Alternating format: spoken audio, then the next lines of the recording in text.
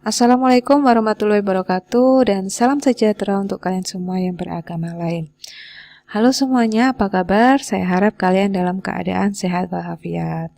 Baik, kali ini kita masuk pada mata pelajaran otomatisasi tata kelola sarana dan prasarana. Dikhususkan pada KD 3.4 menganalisis peralatan atau perlengkapan kantor. Sebelumnya, kalian pasti masih ingat ya pembelajaran sebelumnya bahwa salah satu jenis sarana dan prasarana kantor adalah perlengkapan atau peralatan kantor. Jika kalian cermati di dalam kantor-kantor sekitar kalian, maka akan kalian temukan bahwa pegawai-pegawai tersebut akan menggunakan berbagai perlengkapan yang dibutuhkan dalam pekerjaan. Perlengkapan kerja yang digunakan masing-masing pegawai tentu berbeda-beda ya, sesuai dengan jenis pekerjaannya. Dengan adanya perlengkapan kantor, maka pekerjaan kantor dapat dikerjakan dengan lebih cepat sehingga produktivitas kerja dapat meningkat. Oleh sebab itu, sudah sebaiknya suatu kantor menyediakan perlengkapan dan peralatan yang berkualitas baik, jumlahnya cukup, beraneka ragam jenisnya agar semakin mempermudah pekerjaan para pegawainya. Sebagai peserta didik pada jurusan manajemen perkantoran, kalian perlu membekali diri dengan pengetahuan dan keterampilan menggunakan berbagai perlengkapan dan peralatan kantor. Agar kalian dapat menggunakan berbagai perlengkapan dan peralatan kantor dengan benar, maka kalian benar-benar harus memperhatikan materi-materi yang ada pada mapel otomatisasi tata kelola sarana dan prasarana ya. Baik, untuk kali ini tujuan pembelajarannya adalah pertama, menjelaskan definisi perlengkapan kantor. Kedua, menguraikan jenis-jenis perlengkapan kantor. Ketiga, menerapkan tata cara pemilihan perlengkapan kantor. Dan keempat, menganalisis pemilihan atau peralatan kantor. Untuk materinya sendiri, nanti ada 3 poin. Pertama, mengenal perlengkapan kantor. Kedua, menggunakan perlengkapan kantor atau peralatan kantor, dan ketiga, memilih perlengkapan atau peralatan kantor.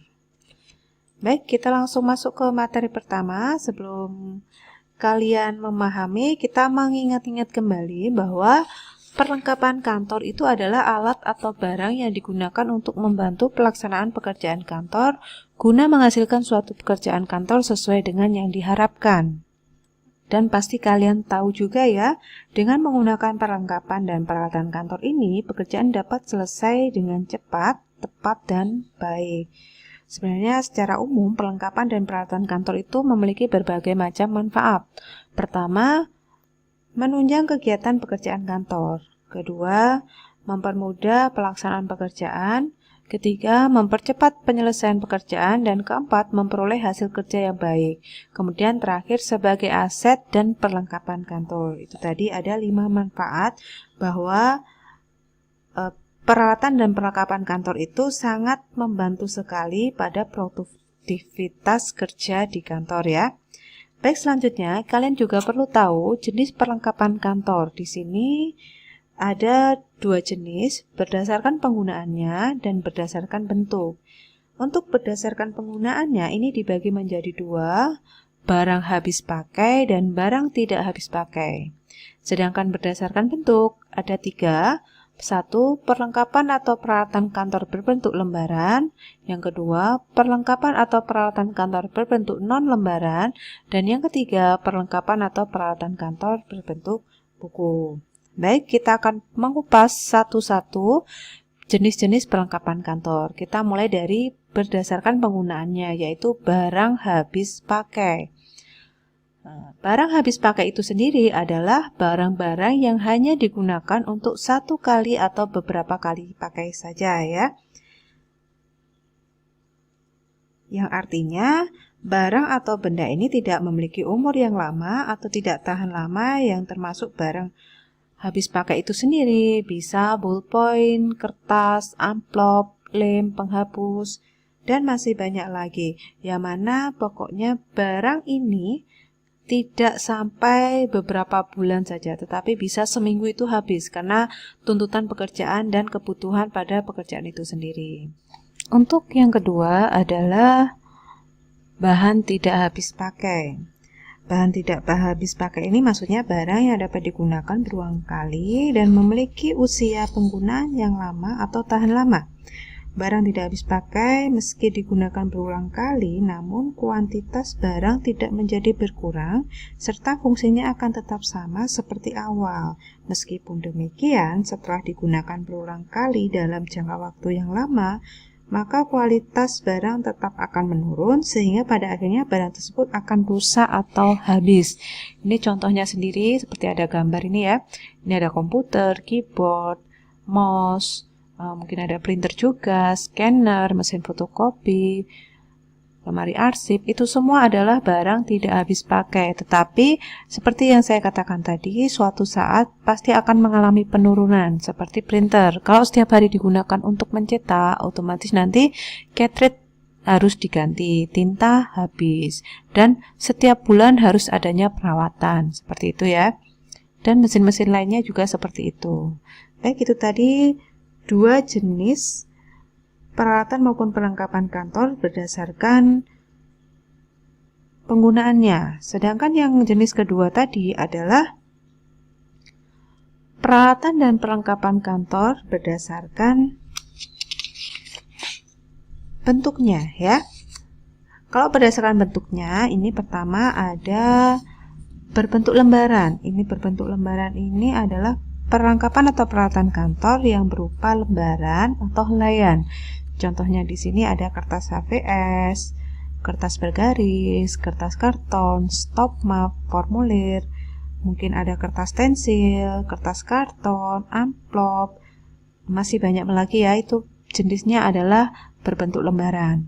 Kemudian yang kedua, ada perlengkapan atau peralatan kantor berbentuk non-lembaran. Ini maksudnya adalah perlengkapan atau peralatan yang berbentuk selain lembaran atau helaian. Contohnya langsung saja ini ada mungkin stapler, isi stapler, perforator, pensil, ballpoint, penggaris, binder, binder klip, sandaran buku, bantalan stempel, ordner, gunting, pemotong kertas, letter opener, stempel, tempat alat tulis, penghapus, dan masih banyak lagi. Itu adalah benda-benda yang berbentuk non-lembaran.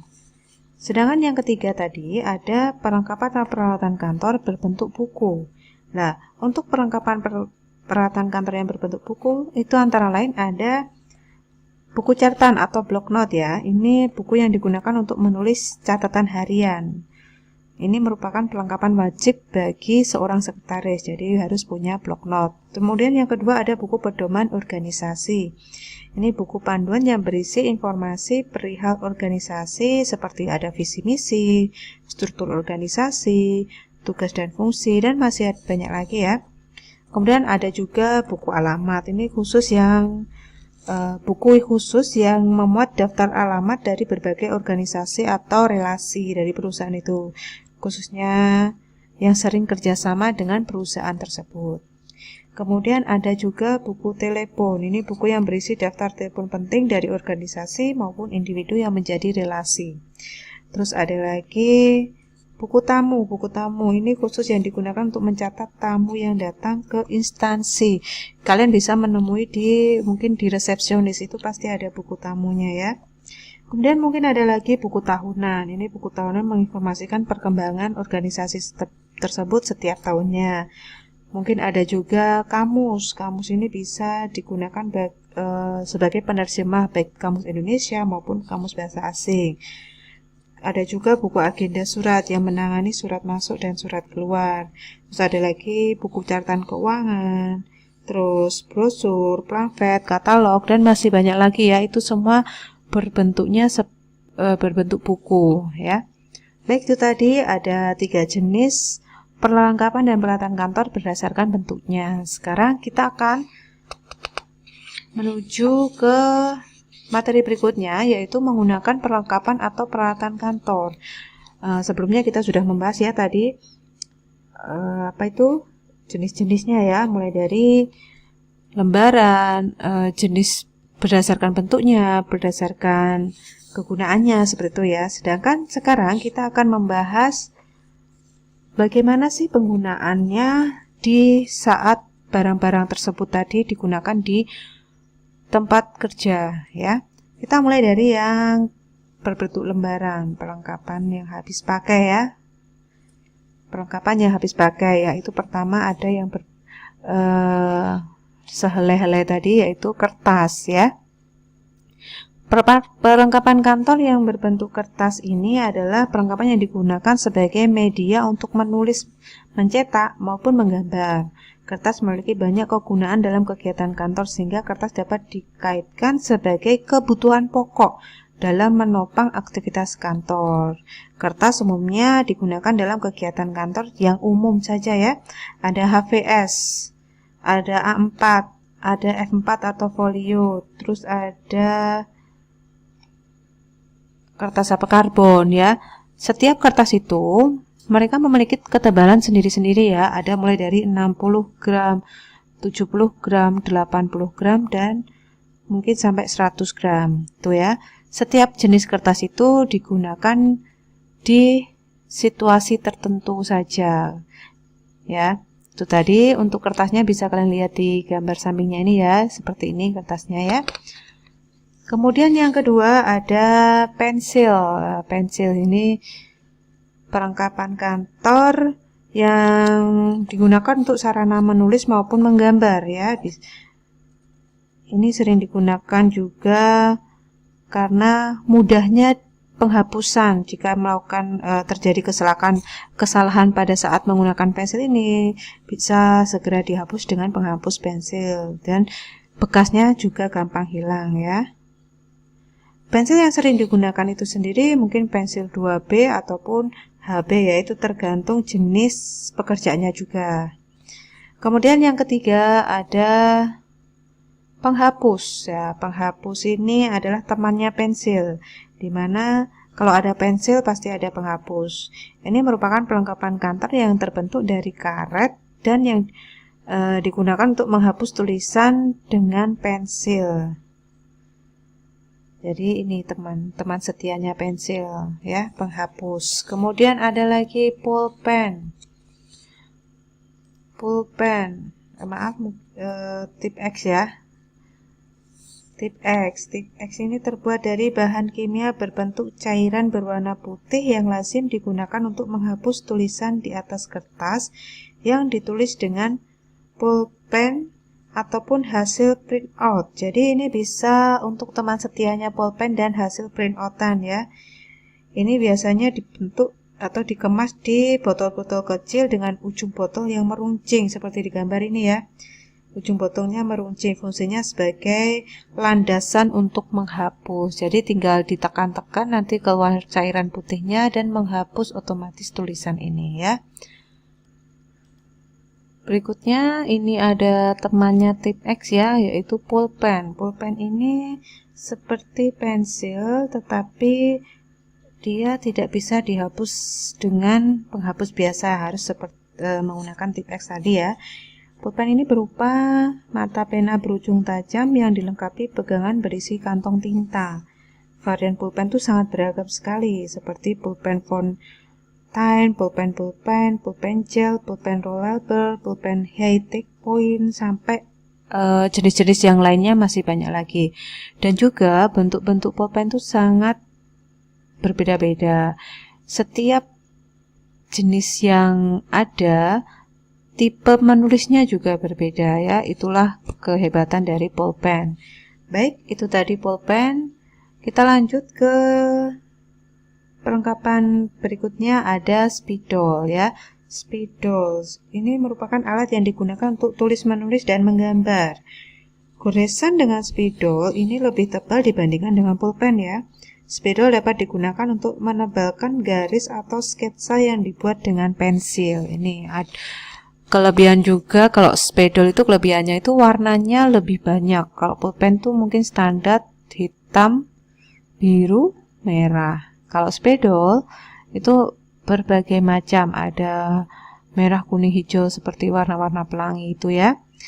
Tuh, itu tadi spidol ya. Kemudian ada lagi tinta. Nah, tinta ini sendiri kita maksudkan adalah tinta untuk printer ya. Ini tinta yang digunakan dalam printer untuk mencetak tulisan atau gambar ya. Dimana setiap jenis tinta itu berbeda-beda sesuai dengan printernya ya. Tinta printer memiliki beragam jenis sesuai dengan jenis printer itu sendiri. Secara umum, tinta printer memiliki 4 warna. Ada warna cyan, magenta, yellow, dan black ya. Perbedaan jenis tinta printer biasanya juga akan mempunyai hasil dan kualitas yang berbeda juga ya. Untuk mencetak itu tintanya apa? Ada untuk mencetak tulisan, mencetak foto, atau mencetak hal-hal lain ya. Itu tadi tinta. Berikutnya ada perekat. Perekat atau kita kenal dengan lem ya. Ini alat yang digunakan untuk merekatkan kertas. Alat perekat dapat berupa lem ataupun solatip ya. Ini saya contohkan lem ya. Seperti ini. Itu lem. Kemudian ada juga penjepit kertas ya. Jepitan kertas merupakan alat yang terbuat dari logam dan digunakan untuk menyatukan lembaran kertas untuk jangka waktu sementara. Ini kita kenal paperclip juga ya. Paperclip bentuk kecil dengan beragam warna yang bisa mudah dilepas. Macam-macam ya, ini warnanya bagus-bagus, menarik perhatian, dan juga mempermudahkan seorang pekerja untuk menyatukan beberapa lembar pekerjaannya agar mudah ditata. Itu tadi penjepit kertas atau paperclip. Berikutnya ada nitjes atau stapler ya. Ini adalah isinya ya. Isinya kawat penjepit berupa kawat yang digunakan untuk dijepretkan pada bandelan kertas. Untuk menggunakannya, kawatnya terlebih dahulu dimasukkan ke dalam hex mesin. Ini. Jadi nitjes ini ya. Kemudian hex mesinnya ini. Kemudian ada lagi amplop. Amplop ini adalah sampul surat ya. Ini sangat dibutuhkan selain kertas, amplop. Karena apa? Kebanyakan suatu perusahaan itu kesuksesannya bisa dilihat dari prosedur atau dari banyak tidaknya surat masuk dan keluar. Yang kita butuhkan perlengkapannya yaitu kertas dan amplop. Itu temannya kertas tadi ya. Ini amplop digunakan sebagai pembungkus naskah-naskah atau catatan-catatan yang biasanya dalam proses atau hanya untuk sementara. Selain berfungsi sebagai pembungkus, amplop ini juga digunakan sebagai media promosi dan meningkatkan citra perusahaan melalui surat. Kenapa disebut sebagai media promosi? Karena amplop biasanya kita cetak ada kopnya ya, karena menunjukkan identitas perusahaan itu sendiri. Jadi harus ada kopnya agar pembaca atau penerima surat itu juga tertarik. Itu tadi ya, amplop. Kemudian ada lagi formulir atau blanko. Nah, formulir atau blanko ini adalah lembaran kertas dengan ukuran tertentu dan berupa cetakan maupun stensilan yang berisi uraian, garis, atau ruang untuk menghimpun serta menyampaikan keterangan-keterangan yang diperlukan ya.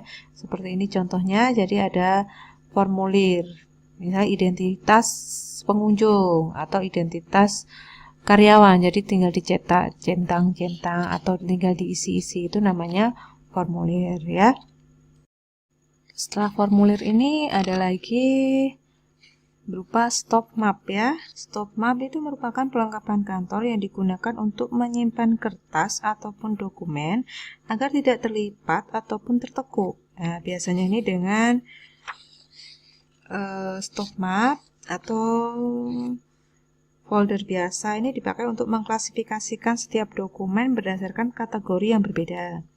Stop map terbuat dari kertas tebal atau plastik dengan ukuran secara umum disesuaikan dengan ukuran kertas A4 maupun F4.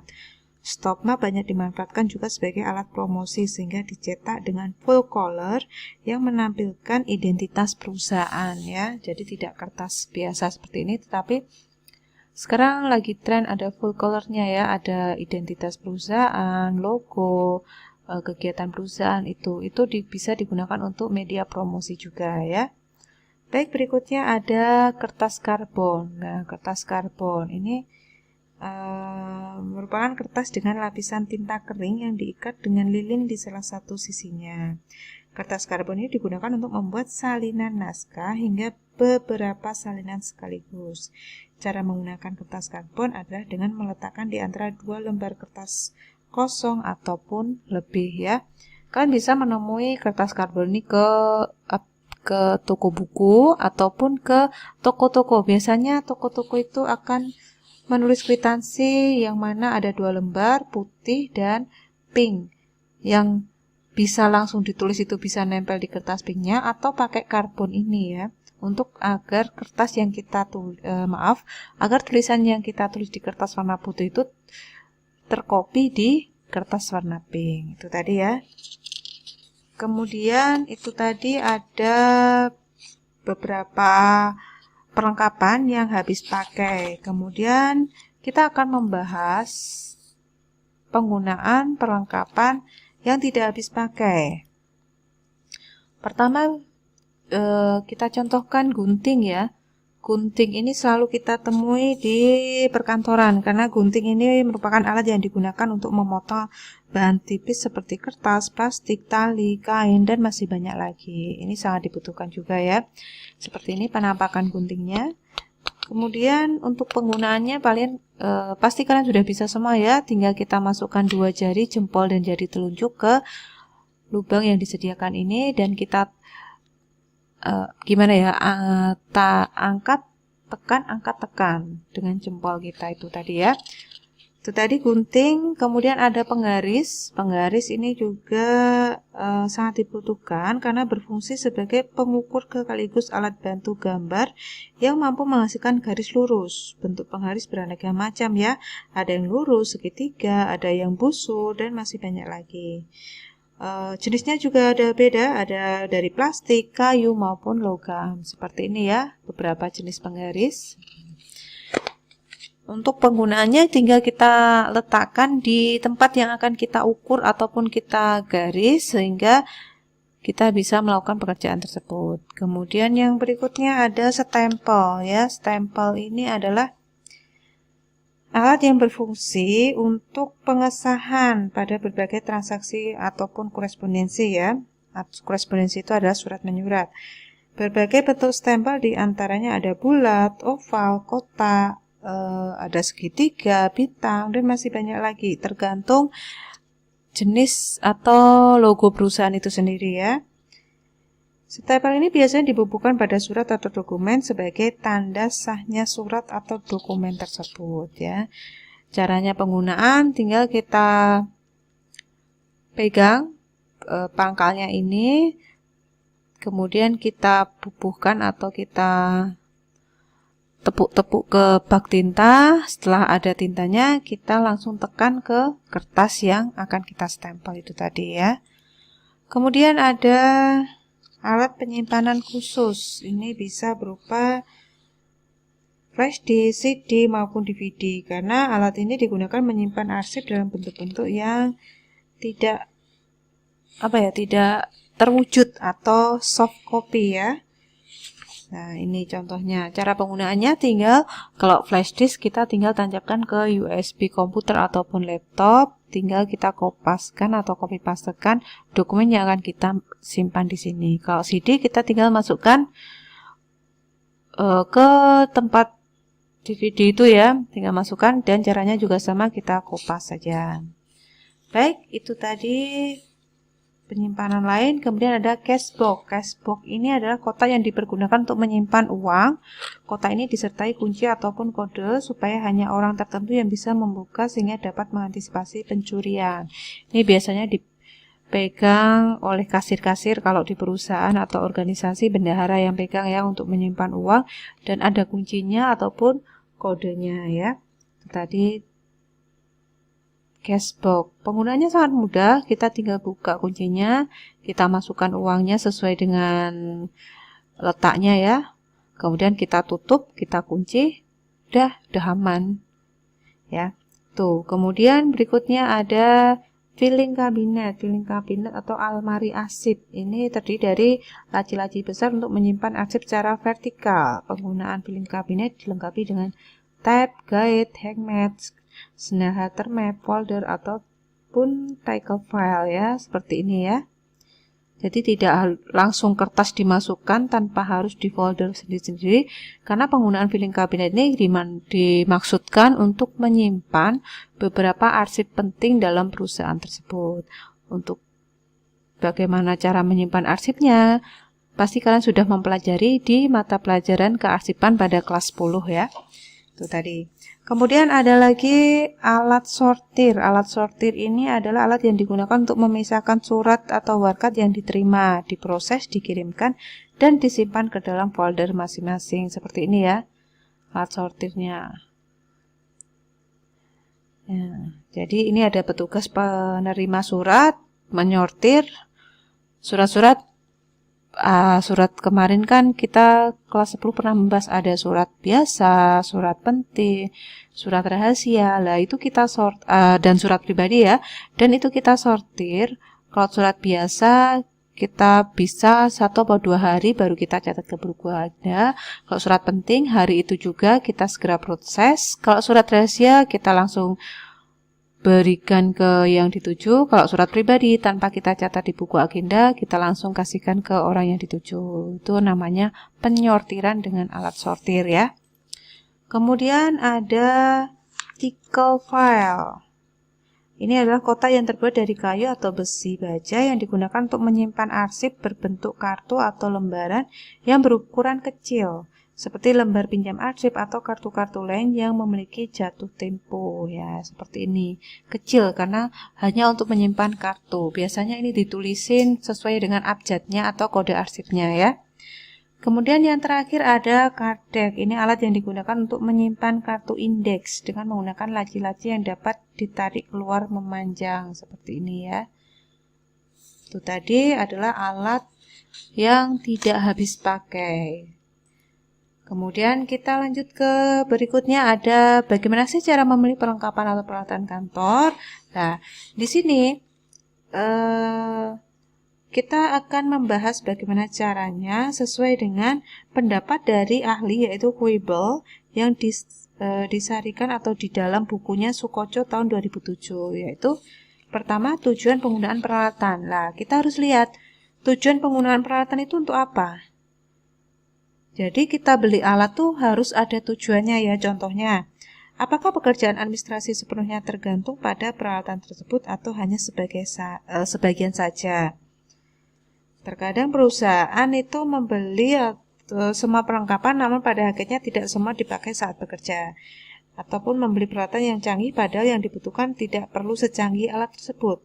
Nah, contohnya, kalau kita bekerja di bidang sablon, nah, kita butuh alat untuk mengedit desain kita. Jadi kita butuh komputer yang speknya tinggi dan printer untuk mencetak hasil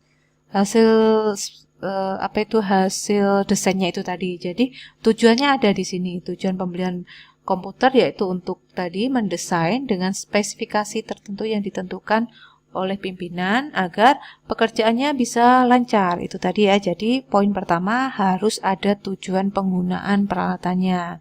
Kemudian poin yang kedua, menentukan peralatan yang sesuai. Nah, karena setiap pekerjaan itu memiliki karakteristik yang berbeda sehingga peralatan yang dibutuhkan itu juga berbeda, maka dalam memilih peralatan harus disesuaikan dengan pekerjaan yang membutuhkan peralatan tersebut. Menentukan peralatan ini termasuk pula menetapkan menetapkan merek peralatan yang sesuai. Nah, pemilihan merek ini berkaitan dengan layanan purna jual yang disediakan merek tersebut maupun harga jual kembali jika sewaktu-waktu peralatan tersebut dijual. Jadi kita butuh peralatan yang sesuai ya. Misal sablon tadi, jika pembeliannya tidak sesuai spesifikasi yang dibutuhkan untuk mendesain biar cepat dan tidak lemot, maka akhirnya komputer yang kita beli tanpa melihat spesifikasi tidak akan berguna ya. Jadi akan membuat malah merugikan perusahaan karena membeli barang yang tidak dapat digunakan sesuai dengan kebutuhannya. Itu tadi ya. Jadi yang kedua, menentukan peralatan yang sesuai.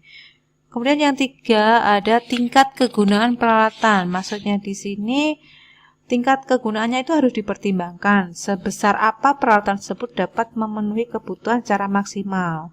Perlu dipertimbangkan apakah peralatan tersebut memang sangat diperlukan dalam aktivitas kantor. Misalnya saat ini ada peralatan kantor terintegrasi. Misalnya satu alat dapat digunakan sebagai printer, scanner, fotokopi, dan faksimil yang tentu harga mesinnya terlihat lebih mahal ya. Perusahaan harus memilih apakah dengan membeli peralatan tersebut seluruh fungsi akan digunakan atau tidak ya.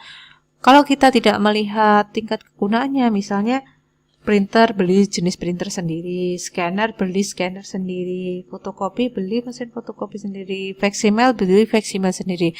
Tetapi jika kebutuhan 4 ini bisa menjadikan satu, karena sekarang kan sudah banyak sekali ya jenis printer yang sudah bisa mencetak, menyeken, memfotokopi, dan menerima faksimil. Jadi sangat berguna sekali untuk perusahaan dan meminimkan biaya pengeluaran pembelian peralatan. Jadi tingkat kegunaan peralatan itu harus diperhatikan, tuh ya. Kemudian yang keempat, spesifikasi peralatan. Ini perlu sekali dipertimbangkan terlebih dahulu sebelum membeli karena setiap pekerjaan itu membutuhkan karakteristik alat yang berbeda-beda ya. Ini misalnya saat membeli kamera yang diperuntukkan sebagai alat dokumentasi kantor. Apabila membutuhkan data foto dengan resolusi tinggi dan hasilnya bagus, bisa membeli kamera DSLR yang memiliki fitur lebih lengkap. Namun, jika hanya untuk dokumentasi biasa, bisa membeli kamera pocket. Itu tadi ya. Jadi harus melihat spesifikasi peralatan. Kemudian yang kelima ada biaya peralatan. Nah, biaya peralatan itu bukan hanya aspek harga beli peralatan itu saja, melainkan bagaimana peralatan tersebut memberi dampak signifikan terhadap pengembalian investasi perusahaan. Jadi bisa membuat uang pembelian tadi kembali. Biaya operasional peralatan menjadi hal yang sangat penting karena seringkali terdapat peralatan yang harga belinya murah namun biaya operasionalnya tinggi sehingga justru tidak efisien dari segala biaya. Oleh sebab itu kalian tuh kalau membeli peralatan harus menganalisis terlebih dahulu apakah mesin yang kita beli itu sesuai dengan biaya peralatan ataupun pemasukan yang akan kita dapat. Itu tadi ya, jadi kita perhatikan biaya peralatan. Kemudian yang keenam ada proses operasional peralatan. Ini salah satu pertimbangan karena terdapat peralatan tertentu yang memerlukan perlengkapan tambahan atau perlengkapan khusus yang tentu akan membuat biaya semakin tinggi. Berbagai informasi mengenai cara penggunaan dan proses operasional harus didapatkan saat memiliki peralatan tersebut. Apabila peralatan butuh perakitan atau pengoperasian secara khusus, maka pastikan peralatan tersebut mempunyai buku petunjuk. Jadi, proses operasional peralatan, kalau semisal beli printer kan mudah, tinggal menancapkan kabel USB-nya ke komputer ataupun ke laptop. Tinggal kita nanti install drivernya, kemudian setelah kita install, kita tinggal langsung cetak. Itu mudah ya. Sedangkan untuk pengisian tintanya juga sangat mudah. Beda dengan mesin fotokopi. Mesin fotokopi itu banyak tombol, banyak mesin di dalamnya. Jadi kita butuhkan buku operasional, petunjuknya. Jadi kita bisa menggunakan mesin itu dengan baik sesuai dengan petunjuk yang ada. Jadi penggunaan mesin fotokopi tadi itu harus sesuai dengan buku pedomannya, tidak sembarangan ya. Karena kalau kita sembarang menggunakan tanpa mengindahkan buku pedoman, pasti fotokopi itu akan tidak tahan lama atau segera rusak. Jadi kita harus memperhatikan poin yang keenam ini ya, proses operasional peralatan. Baik, yang ketujuh ada fitur keamanan. Jadi meskipun secara umum peralatan kantor tidak berbahaya, namun fitur keamanan ini tetap harus diperhatikan. Fitur keamanan mencakup keamanan untuk peralatan itu sendiri, keamanan terhadap akses peralatan maupun keamanan alat bagi pemakainya.